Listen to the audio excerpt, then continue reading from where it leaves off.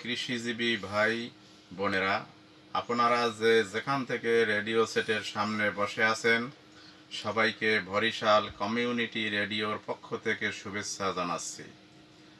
আমরা এই কমিউনিটি রেডিওতে নিয়মিত কৃষি বিষয়ক বিভিন্ন অনুষ্ঠান, অতিরিক্ত পরিচালকের কার্যালয়, কৃষি সম্প্রসারণ অধিদপ্তর, খামারবাড়ি বরিশাল এর মাধ্যমে FM 98.0 মেগাহার্টজে সরাসরি প্রচার করে থাকি। আজকের অনুষ্ঠান সূচিতে আপনাদের জন্য রয়েছে আধুনিক পদ্ধতিতে বোরো ধানের বীজ চাষাবাদ বিষয়ে বিস্তারিত আলোচনা।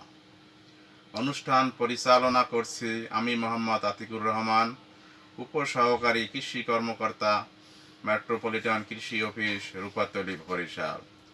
আর আজকের অনুষ্ঠানে বিশেষ অতিথি হিসেবে উপস্থিত আছেন জনাব লিটন মিস্ত্রি, উপসহকারী কৃষি কর্মকর্তা, অতিরিক্ত পরিচালকের কার্যালয়।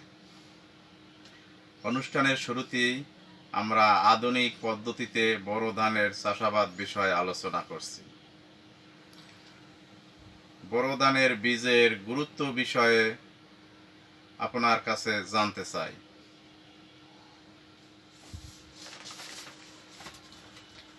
বরিশাল কৃষি আবহাওয়া কমিউনিটি রেডিও 98.0 মেগাহার্টসে FM রেডিও থেকে সবাইকে শুভেচ্ছা। বোরো ধান ফসল উৎপাদন আর বীজ উৎপাদন এক কথা নয়।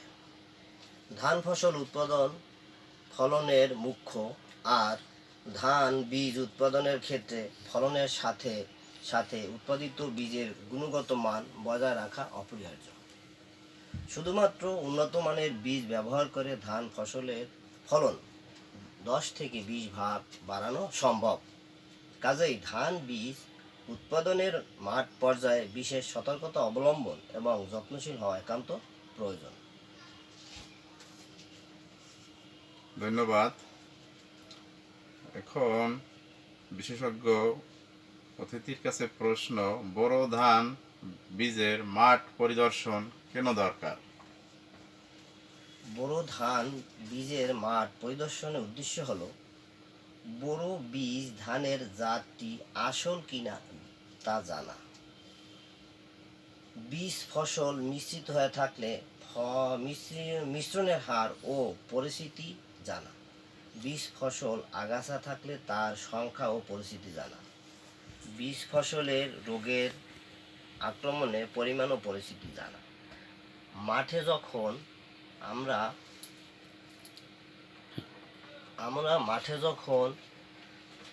বীজ রাখবো, বোরো ধানের একটা জাতের বীজ আমরা বীজ হিসেবে রাখবো, তখন ওই জাতটা যে মাঠে চাষ করা হয়েছে ওই মাঠটাকে ভালোভাবে আমাদের পরিদর্শন করতে হবে, যাতে ওই ধানের সাথে অন্য কোনো ধানের জাত আছে কিনা প্রথমেই সেটিকে আমরা তুলে ফেলতে হবে। এরপর ভালোভাবে আগাছা মুক্ত করতে হবে। পরে যখন পরিপক্ক হয় তখন কেটে বাসায় নিয়ে আসতে হবে। ধন্যবাদ।